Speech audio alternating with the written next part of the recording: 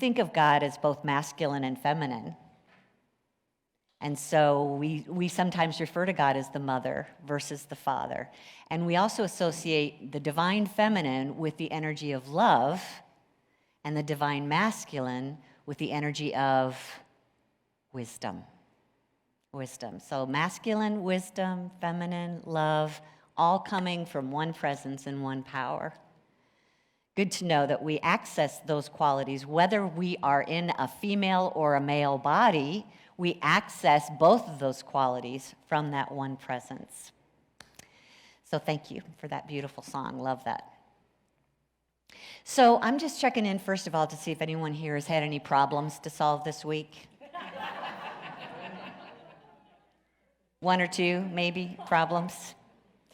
You know, typically when you think about solving a problem, let's say it has something to do with money, then I would say that the majority of us, when we're trying to solve a money problem, what we do is we reach out to something or someone out here that can solve that for us, like maybe a loan or getting a job, going to mom or dad, you know, breaking open your 401k a little early, paying a penalty, whatever it is. We're looking outside of ourselves for that solution. Oftentimes when we are feeling illness in the body, we are reaching out to doctors and to medicine, or at least maybe vitamins, or we do something physical with our bodies, right? When we're struggling in a relationship, oftentimes when we're trying to resolve that conflict, we kind of expect them to get on board and help come up with a solution. We expect someone to behave differently so we can be happy. And again, we're reaching outside of ourselves for the solution. So that's all coming typically because we're used to living in a physical world and we're living in a physical body and we see ourselves as human beings. So it's normal for us to want to solve our problems that way. And what if we're not all just physical? Myrtle Fillmore, or one of our co-founders of Unity, was having a very physical problem in her body. She was facing death, and the doctors had only given her 6 months to live. And she had been reaching for all kinds of physical solutions, everything from doctors and medicine, and who knows what kind of treatments they were coming up with in 1880. But again, was reaching outside of herself to change her physical makeup with physical solutions until, listen up, until she became a metaphysician. A metaphysician. And discovered principles that really weren't physical. They were metaphysical principles. So this metaphysician, we described last week from Catherine Collott's description. She says a metaphysician studies the fundamental nature of existence and how to change physical reality by working with the principles, powers, and things that underlie it, especially the mind or psyche, using the mind or psyche to deal with physical things, drawing on those principles of spirit that are invisible to address the visible problems in our life. That's what a metaphysician does. And the fact that you're sitting here today makes me think that maybe you're open to that idea, to become a metaphysician, because it's really the highest and best solutions to everything that we are dealing with in our physical problems. Now, here's the good news. You're already using metaphysical principles. Yay! We don't... The problem is we're misusing them. Myrtle discovered she was misusing these metaphysical principles most of her life. And we kind of call that metaphysical malpractice in this particular vein of thinking. So this is an opportunity. Once she figured out how metaphysical principles were meant to be used, her practices is what gave birth to the Unity movement. It's what we are continuing to learn about and apply in our everyday lives here. Because we're reminding ourselves that the metaphysics in this universe is God expressing. So when you hear me use the word metaphysician or metaphysics, think spirit, think God. It's all the same thing. And it's really what this positive path for spiritual living is, that unity is all about. Expressing God from within out, revealing that divine potential, following divine laws. So today, we're going to look specifically at how to use these metaphysical principles safely. I know it seems like it should have a warning label on metaphysical principles, but hopefully we'll just learn a little bit more today and learn how to get the results that the Creator had in mind when it began to express itself as laws and principles in the universe. So the first thing I want us to do is just take a minute to assess our state of the union. Right now, you have your own state of the union. What is your state of union with God right now? How's your life going? How does it feel to you? Are you feeling like you're expressing mostly God, mostly wisdom, mostly love, mostly creativity, mostly peace, mostly joy? That's communion that we talked about last week, oneness with that divine presence. But if you're like most human beings, most of our week is filled with worry, conflict, judgment, upset, lack, limitation of some kind in the body. So this is an opportunity for us to just check in and see where we're at, so we know how much work there is to do, and we're becoming aware of that which is the outer problem that needs to be corrected. Now, I know you're probably thinking life is hard. Even Jesus told us that in this world there would be tribulation, Kitty, so I should expect things to be hard. And it has been hard, and I don't have control over everybody. I can't just tell my boss what to do on a bad day. I can't just tell the economy how to behave. COVID came and went. I could do nothing about that, remember? I can't even control my kids, so I can't control my old age. I can't control how my body behaves when it gets old. For the most part, it's just one bad thing after another. That sound like you by any chance? Sounds like most humans. Probably not you. So if it is, I'm just saying, yay, you're here today. We're going to talk a little bit more about that operating manual and how to use metaphysical principles for good. If anybody had a reason for complaining, it was Myrtle. From a little girl, she had symptoms, illness, weakness in the body. And then she had her parents over her shoulder saying, yes, you were born this way. You got it from the family line. It's probably just going to follow you throughout life. And those symptoms did follow her throughout life. She began to see doctors on a regular basis who weren't really doing anything for her until she got to that point where they said, you probably have about 6 months to go. And that's when she began to explore metaphysical principles and discovered that there was more to this universe and her own being than she had been led to believe. And she began to learn the primary law that was something she'd been misusing. Here it is up here on the screen. Myrtle said, our affairs, think all the activities of our life, are just an extension of consciousness. And as a man thinks in his heart, so is he in the mind, body, and affairs. Whatever we think of ourselves, others, and the world in general makes conditions and draws them to us. So what is it? Whatever we think. That means we're using our mind. That's a metaphysical tool, our mind, to think and then create, to draw to us. That's the core metaphysical principle, that as we think, so we are. It's our third principle in unity, that we create our life experiences through our thoughts, feelings, and beliefs. Now here she goes on to say, there is no such thing as bad luck or chance in our lives. Everything is based on law, the law of cause and effect. Okay, now does anybody want to argue with that? There is no chance, maybe no luck, but no chance? Does that mean that everything is predetermined? Is that what she means? No, that's not what she means. But this law that is causing things to happen is something that we control. Control in that we direct. It's working all the time based on how we are directing it with our thoughts. Now, there's a law in the realm of physics, in the physical universe, of cause and effect. And up here on the screen, it's described as, for every movement of energy, there's a corresponding effect. And we probably know that. You stand on top of a building and you drop a ball, it's going to go several stories down and hit the ground. There's a law there. The cause was letting the ball go. It weighs so much. There's an effect of gravity. It pulls it down. So that's what the cause of an effect is in physics. Now let's look at it through the eyes of metaphysics. And Jesus taught it.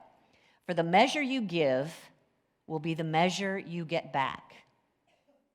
Paul, the apostle, said, you shall reap whatever you sow.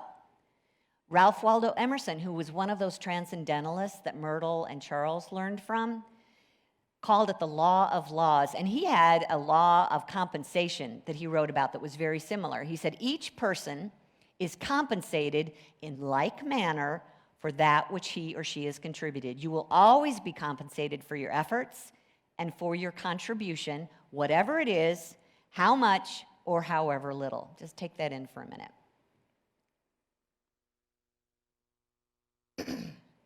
The law of cause and effect is a neutral law. It is not that everything that happens to us is predestined, because we use the law according to our what? Our thoughts, our feelings, our beliefs. That law is neutral. It's meant to provide for our good. It's actually God expressing the law of cause and effect is. So how we get it to work for our good is to be conscious of it and to use it on purpose. And that's something that Myrtle discovered is done through our free will, another law.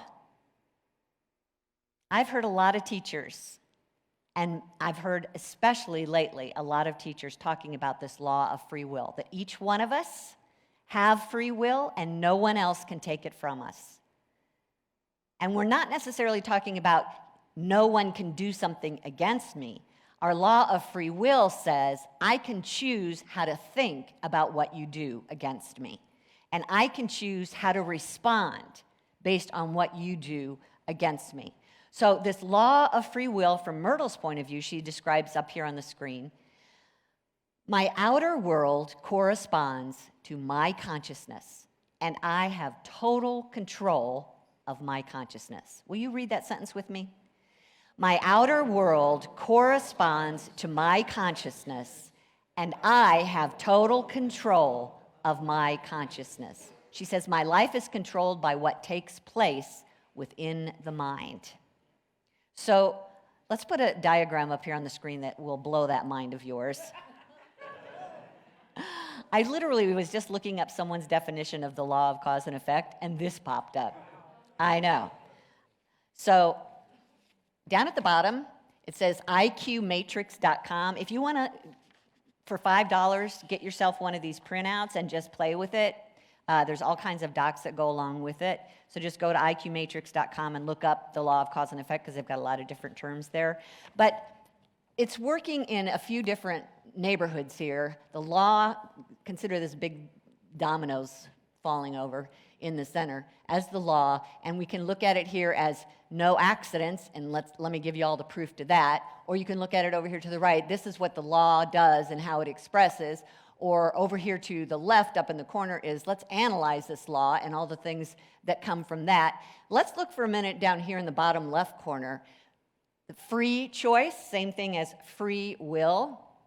So I know you probably can't read these, but if we start from the center and it says free choice, I can barely read it. Has created, and then it branches off, has created learned thoughts, learned behaviors, learned responses, learned reactions, learned interpretations of life and events. That's one way that it goes. Or free choice means you can unlearn thoughts, reactions, behaviors. Free choice means you can become proactive, conscious, or a proactive thinker or a conscious thinker. And then up towards the top, it says free choice means you choose how to interpret and experience your emotions. You choose to behave in accordance with how you think about yourself, the world, others, and events. You could just sit and meditate on one little branch here for an hour or two to notice how many choices we have with free will and where it is that we want to step in and say, oh, I'm in charge of this. I can choose something differently than this. Our will, our free will, becomes the cause of cause and effect. You should know that. That's important. My free will becomes the cause, which creates an effect. So good news, you have free will. Bad news is you don't really realize the effect of using it. But it's what produces what we end up believing, feeling, thinking, understanding. All of that, is all going on in the mind. And the good news is no one else has the power to tell you how to think or how to feel. So if we use that mind, and this is all about disciplining the mind today, if you repeat a free will choice over and over and over again, it takes up residence in that subconscious level of thinking, and then it becomes a habit where suddenly it's happening even without you even thinking about it. Your response to a certain initiative out here in the world keeps repeating, almost like an addiction where you can't help yourself. It feels like you've lost your free will, and you just keep expressing over and over again the same thing. So it's like when you groove into a record and that song keeps playing, we don't know how to turn it off, for the most part. And as those same ideas repeat over and over in us, we start to become, in essence, whatever it is. So think about personality in general, and think of someone that when you're near them, you know before you even get together how they're going to behave. Because they are, in essence, a grumpy person. They are, in essence, a judgmental person. They are, in essence, a fearful person. They are, in essence, intolerant. They are, in essence, greedy. Perhaps we are, in essence, something that is not serving us. That comes way back when we made a free will choice, and then we made it again, and then we made it again because we believed that out here had control over us, and we were going to change that as best we could. How's that working for you? Yeah, not all that great. So here's what Myrtle says about that.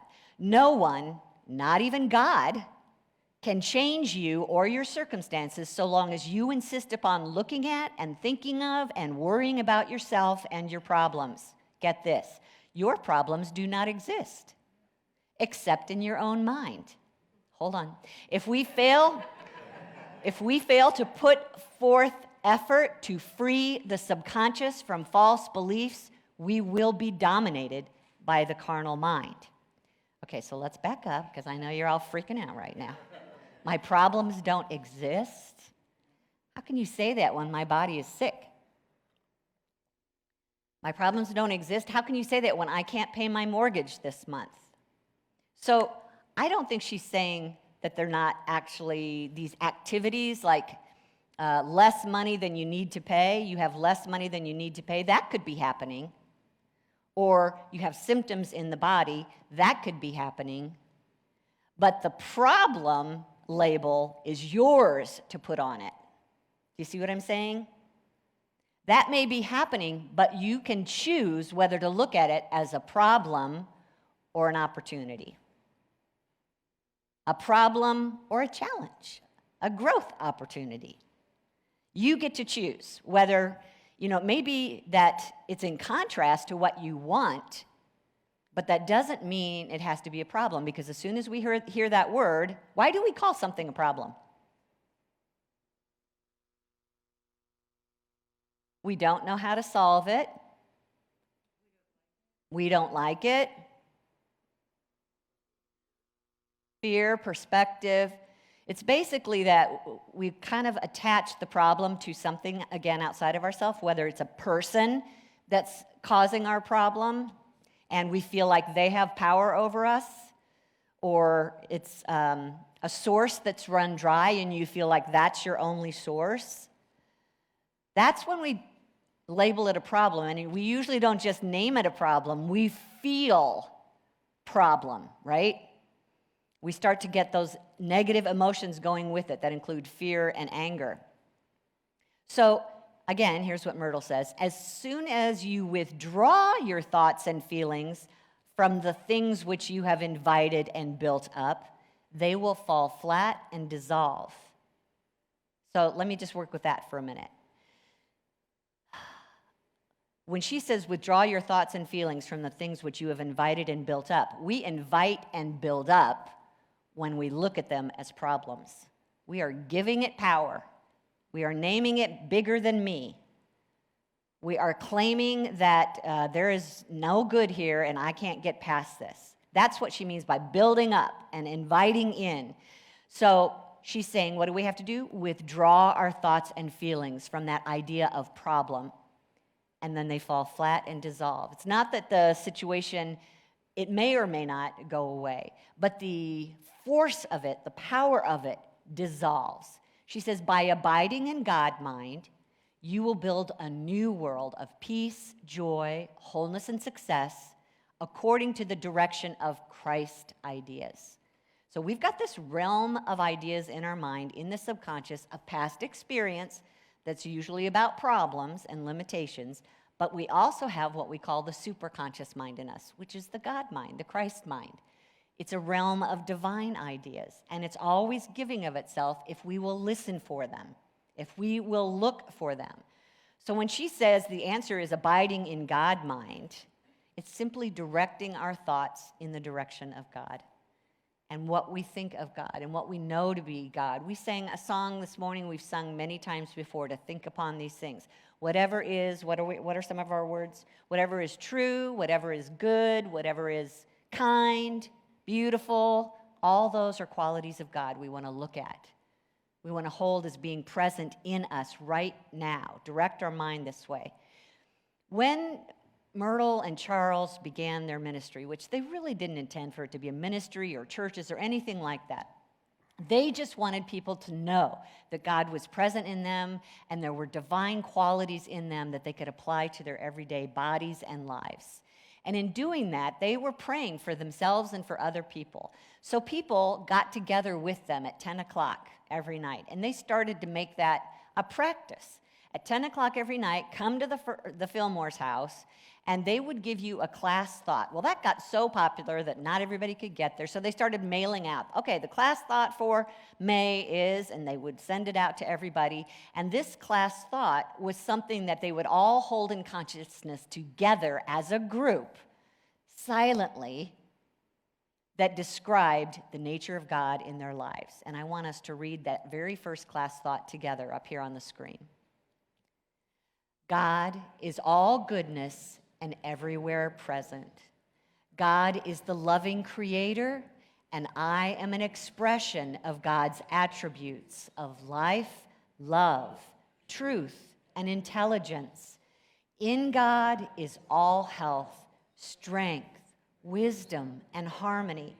And as God's creation, all these become mine by a recognition of the truth that God is all. We've talked about God is all many times here, but this is the core of metaphysics, that nothing physical would exist if that which is metaphysical, spiritual, weren't underneath sustaining it. And we can either look at the end result of the physical and material, or we can remember the spiritual, invisible power beneath it. That is the reality, not the physical. Yes, physical will come and go, but it doesn't have power over us. So one of the things that she's trying to get us to understand is God has given us power to control our thinking. It is the mind, part of God mind, that has the ability to choose our thoughts. And Myrtle found health. She bypassed the 6-month death sentence and went on to live another 40 years because she disciplined her mind to think like God. Now, I just used the word discipline. How many of you had a positive reaction to that? Disciplining the mind. Way to go, Juliet. Disciplining the mind. John. Quick. We won't talk about that.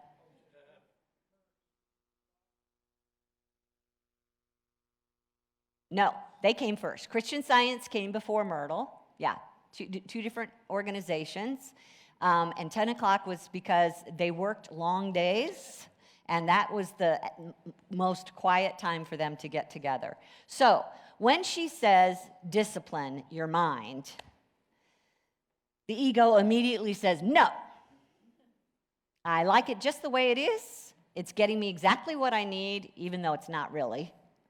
And I don't want to work hard. I don't want to try something new. I don't want to step out into something I don't understand or know how to do. It's too scary out there. I'm just going to keep doing whatever I feel like doing. So as we continue to do what we feel like doing, see what the end results bring up for you, and if they feel good. If they don't, it means that we've got some work to do. The question really is, how badly do you want to be made whole? As Jesus asked the man by the pool for 38 years. Do you really want to be made whole? Do you really want to succeed? Do you really want to know love? Do you really want to find solutions and thrive? Honestly, our best thinking got us to the point where we're at right now. Our best thinking got us here. How's it working for you? Does it require a shift in consciousness to get a different result? So this is where we can't solve the problem at the same level of consciousness that created it. This is where we have to make a shift and train ourselves to think the truth about ourselves and about our lives. And the truth is, I'm spirit, and the divine qualities are within me. Now, the subconscious mind is going to hold on to your past for as long as you're in the body. That's the way that it works. Things happen, it goes in subconscious, then it reminds you, hey, this happened, don't let that happen again. Make a different choice, be safe. That's the kind of thing it's doing all the time. It's holding on to your past. The conscious mind, when the subconscious throws up, do this bad thing. The conscious mind can either just follow along blindly and do whatever the subconscious tells it to, and by the way, I think it's 95% of our day, that's what we do. Subconscious brings it up, and 95% of the time we say, okay, I'll do that stupid thing again. That's one option. Or the conscious mind can notice, ooh, that doesn't feel good. It doesn't sound like God. Can notice in that moment and say, let me rethink this. Let me choose again. Let me think about God here in this moment and how God is experiencing this. So it's choosing in the moment which way we want to think. It's focusing on God's love and substance and wisdom and goodness until we start to become an essence of love and wisdom and substance and goodness. And now we're radiating those frequencies, because everything's energy and our thoughts are energy, and we're sending out a signal to the universe, I'm love, I'm love, I'm love, I'm love. And look, there's love. Oh, there's love. Oh, love is everywhere. We become a magnet for what it is that we're being. That's the way the law of cause and effect works. Discipline the mind to notice when we're making bad choices. Choose again to think like God, as God, until you feel those qualities of God and watch them reproduce in your life. Now, you don't have to think so much about the material that you want. Like, it's very common when we're short on money to think about money. But what if instead of money, we focus on the spiritual metaphysical principle of money, which is what? What's our S word? Substance. Look at you. All right. So substance is what God is. It's spiritual energy that we then mold and form into money, job, whatever it is. But our primary work in consciousness is not to focus on a job, because as soon as you start shooting your thoughts over towards job, you immediately have the subconscious say, there's a shortage, you're not trained, nobody's going to want you. But if you shift over here and think about God, substance, everywhere present, subconscious has got nothing. It can't say a thing about that. The truth is, God is everywhere present, and my substance is everywhere present, and it becomes what I need. So I'm just going to sit here and think about that. And let the universe fill in the details. Let the universe bring the job. Let the universe point you in the right direction. It will give you instruction. It's all about disciplining the mind to be open to it. Here's what Myrtle says. Material things may come and go, but the ideas back of externals always remain as living realities capable of becoming manifest in this physical world. Train your spiritual vision to see only perfection, and it will become so substantial in your consciousness that it will take form in your body and affairs also. That's powerful. Did you see that? The things of the material world come and go, but ideas are eternal and infinite. And if we give our attention to those, we begin to see them manifest in our body. So Myrtle talked about being a time in meditation as she's starting to learn these principles. And body not behaving the way that she wanted it to. Instead of thinking of, okay, if I just think about the right medication for this. No, she went in consciousness and she began to imagine freedom and wholeness, which is what God is. Freedom and wholeness and well-being. And as she held that, she began to see in her mind's eye how she would be living if she were free and whole in her body. And suddenly she literally had the results of freedom and wholeness expressing in her body. Right there in meditation, she went from illness to wellness by shifting her mind towards the qualities of God that produce that in the body. So let me finish with one last thing that Myrtle says about treatment. She says the treatment is to turn one's attention to God, the indwelling Lord, with the happy assurance that all old, disappointing things are dropping away, and the healing, peace-giving, joy-filling, prosperous ideas of God's what?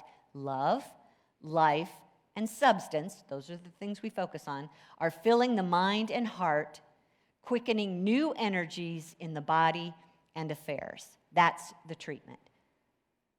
To experience the goodness of life, we are coming back to God and focusing on the source underneath it, the metaphysical principles that support the physical principles of our life. Did any of that make sense? Okay, so part of our work then in meditation, which we're going to do right now, is to give our attention to that truth. I'm going to take that class thought into meditation, and we can just meditate on that because I said so. I just have to find it. Any second now, it's going to come out. Free will. There it is. All right. Because we have free will. That's right. Okay. Oh, you guys, you crack me up. Let's just relax for a minute. Sometimes it's hard to get our attention on God and all God's goodness when we haven't even stopped to slow the body down. So let's just give a moment to what we're feeling, the state of the union in our bodies. And if we can't immediately sense a deep, relaxing peace, then you might just want to scan through your body and see where there's something unlike peace. And we might notice, what brought it up, but don't go too far into that. Just notice how it feels. From the top of your head to the tip of your toes. And when you run across anything tense,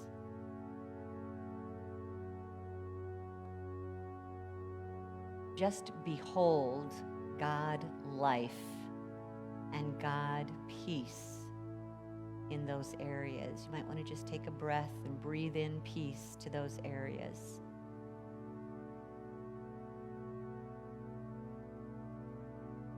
Feel your shoulders dropping, your hands opening.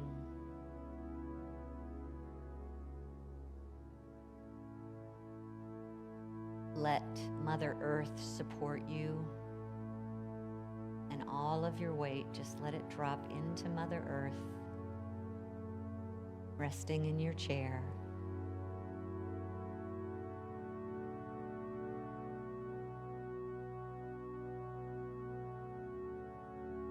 Sense the energy of your body as God energy.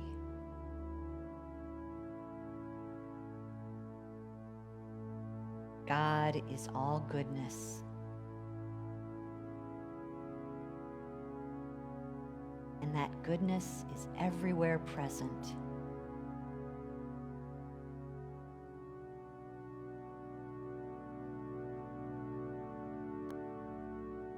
God is the loving creator.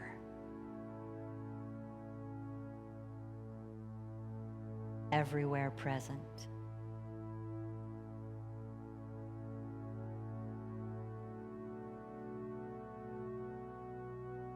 I feel that love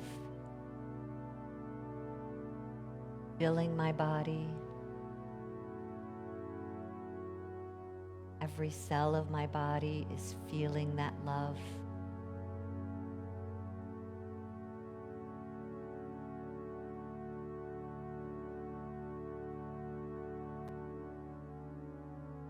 And now that love is pouring through me and out into the world around me.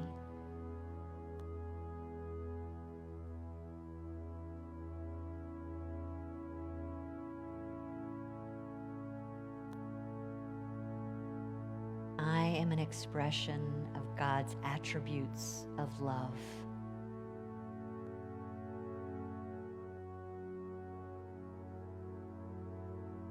God lives and loves through and as me. I feel my heart opening and allowing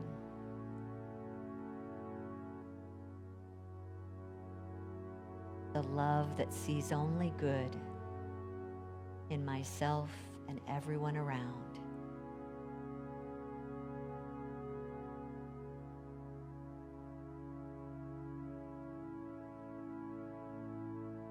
I'm an expression of God's life.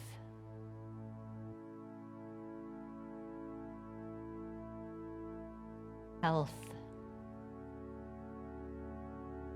well-being,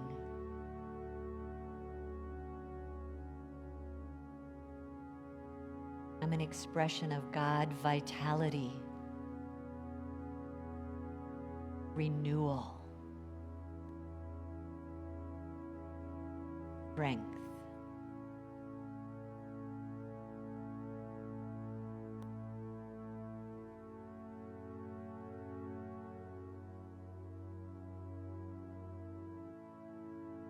I'm an expression of God's attribute of truth. I know what is real, absolute, the one power and presence. It is the core of my being. I am expressing God truth here and now.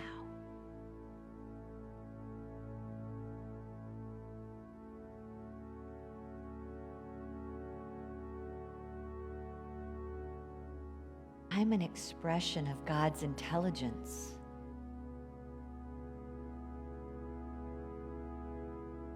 Divine ideas come to my awareness easily, regularly. The right solution, the right choice.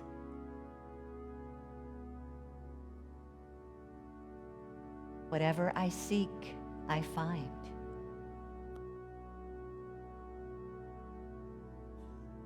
For every question, God answers.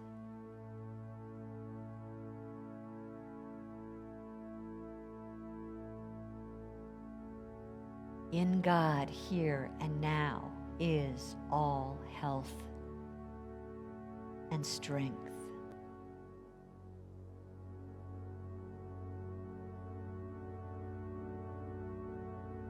In God, here and now, is wisdom and harmony.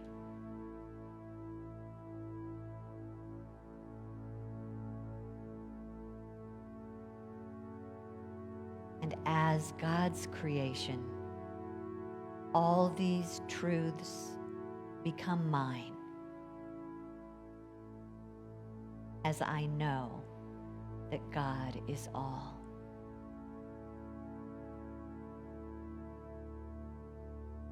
God is the truth of my being, now and always. And so I let it be.